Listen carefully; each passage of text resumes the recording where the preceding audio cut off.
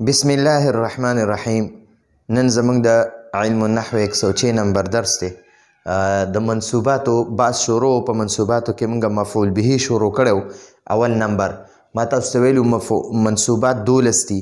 په دې کې اول نمبر موږ د مفعول باره کې خبره کوله. نو اوله مفعول زده کو د دې نه مخکې 105 نمبر درس کې. نن به 106 نمبر درس کې د دې مفعول به لږ نور وضاحت کو، لږ نور باس په د دې باره کې کو. د دې نه مخکې درس کې 105 نمبر درس کې مفعول به زده کو او اوس په ان شاء الله هغې باندې ښه ډېر مثالونه هم لیکلي او ترکیبونه هم ورسره کړي. نن به ان شاء الله هماغه مفعول به باره کې لږ غونته کې اضافي باس کو جي. نو فایده کې دي کې په بعضو ځایونو کې د مفعول به فعل مفعول به چې په کوم جمله کې راځي د هغې هغه فعل د څه قرینې یعنی دلیل د وجې نه حذف کړی کېږي. یعنی هغه فعل کله کله نه ذکر کوي، هغه فعل پکې کله کله د څه وجې نه نه لیکي، بس ډایرکټ مفعول به ولیکي. لکه کوربه چې د میلمه په راتلو د میلمه د خوشحالولو دپاره وایي، د میلمه د خوشحالولو دپاره دا کوربه وایي چې کله که میلمه راشي چا کره نو دا کوربه د میلمه ته وایي اهلا وسهلا. نو دا اهلا هم مفعول به دی او سهلا هم مفعول به دی. نو د اهلا هغه د اهلا هغه فعل هم حذف کړی دی، د سهلا فعل هم حذف کړی دی. د څه د وجې نه؟ قرینه څه شی ده؟ قرینه خوشحالي ده. د خوشحالۍ د وجې نه یا د میلمه د خوشحالولو دپاره، په خپل هم د خوشحالۍ د وجې نه او د میلمه د خوشحالولو دپاره او د میلمه د مطمئن کولو دپاره هغه ته وایي اهلا وسهلا. اهلا وسهلا یعنی پوره جمله داسې ده.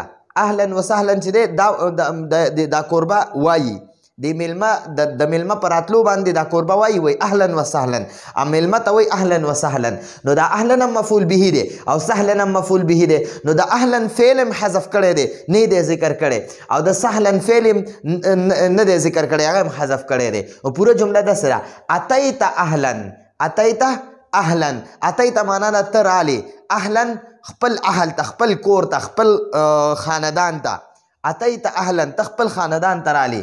ووتویت دا تویت دی، ووتویت سهلا، او ته خوشګوار ماحول ته رالی، ته خوشګوار نرم او خوشګوار ځای ته رالی.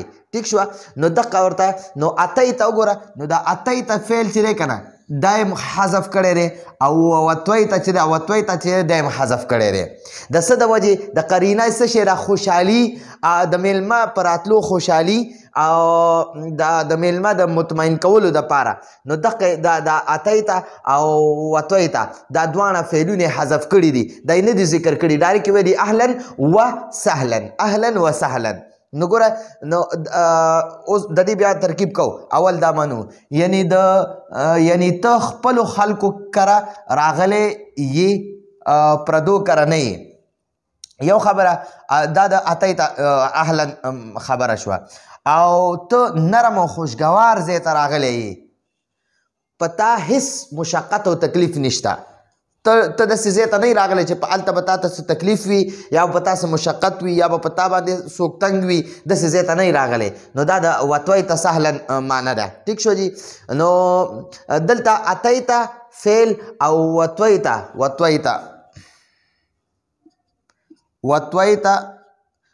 فعل محذوف دي. نو ګوره دا د ترکیب بیا داسې کو ښه جي: اتیت اهلا ووتویت سهلا. نو ګوره دا د دې ترکیب بیا داسې کېږي. ښه، اتیت دلته یو نظر وګورو جي. صحیح شو. اتیت دا اتی فعل دی، دا تا پکې مفعول دا فاعل دی، دا اتیت فعل فاعل دی، دا فعل او دا تا ضمیر پکې ضمیر مرفوع متصل، دا پکې مفعول دغه فاعل شو.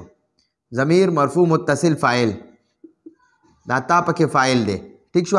اهلا مفعول به. نو فعل د خپل فاعل او مفعول به سره جمله فعلیه خبریه شوه. فعل د خپل فاعل او مفعول به سره جمله فعلیه خبریه معطوف علیه شوه. دی واو ته حرف عطف وایي. ان شاء الله دا معطوف علیه به دا به مخکې را روان دي په توابعو کې. حرف عطف دی ته وایي. وطویتا دا فعل فاعل دی وطوی پکې فعل دی او دا تا ضمیر مرفوع متصل پکې فاعل دی او سهلا مفعول به دی مفعول به فعل د خپل فاعل او مفعول به سره جمله فعلیه خبریه معطوف خبریه دا معطوف شو نو دا معطوف دته معطوف وای معطوف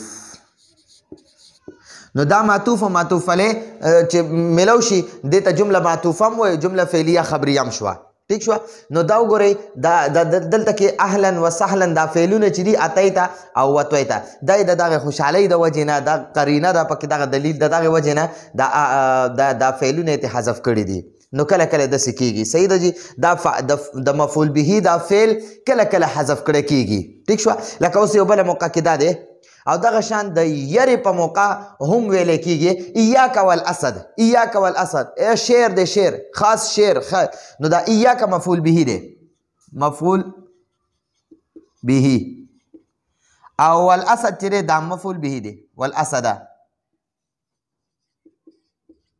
ٹھیک شو یعنی دا پورا جمله داسې ده اتقي دا امر صيغه ده اتقي فعل او دی کې انت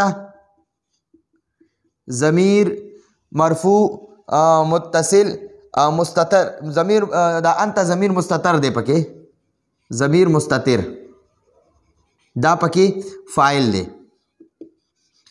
او نفسه دا فعل دا مضاف دی مضاف او کاف ضمیر منصوب کاف ضمیر مجرور متصل دا پکې مضاف الیه دی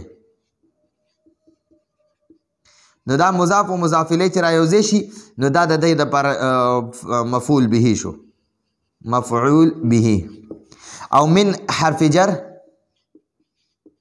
اسد مجرور نو دا جار او مجرور چې رایوځای شي دا بیا د دې فعل اتقي دپاره د اتقي متعلق شي نو فعل اتقي فعل د خپل فاعل انت ضمیر مستتر فاعل او نفسک مفعول به او من الاسد دا متعلق دا من الاسد دا متعلق شو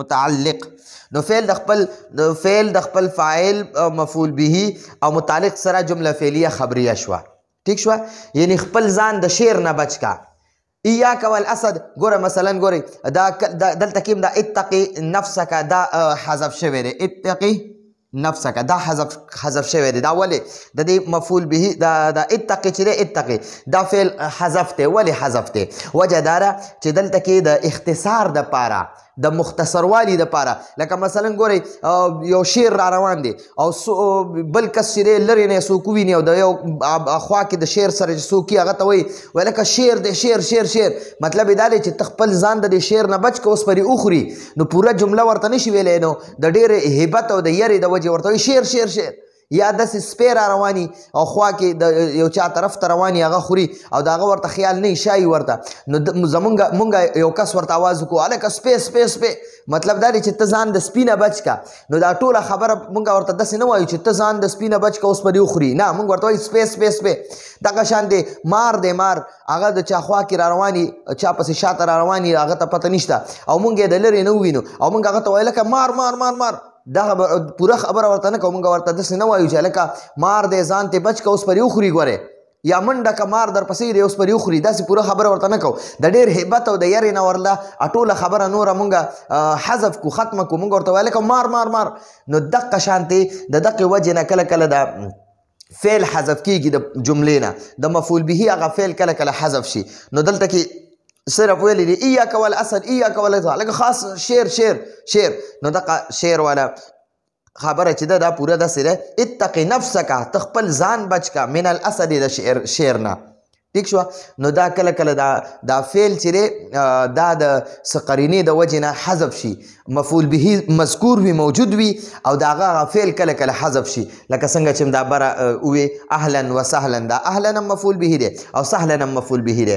د اهلا فعل چې دی اتی ته دی هغه هم حذف کړی دی او د سهلا فعل چې دی هغه وتوی ته دی نو هغه هم حذف کړی دی. نو دا کله کله حذف کیږي. نو دا د مفعول به لږ مختصر غونته کې باسو. انشاءالله دې نه پس په بل درس کې به انشاءالله د حرف ندا باره کې چې چاته اواز کې د هغه دپاره فعل حذف کیږي نو هغه به څنګه وي انشاءالله بل درس کې به د هغې باره کې بحث کوو. راتلونکي درس پورې اجازت غواړو.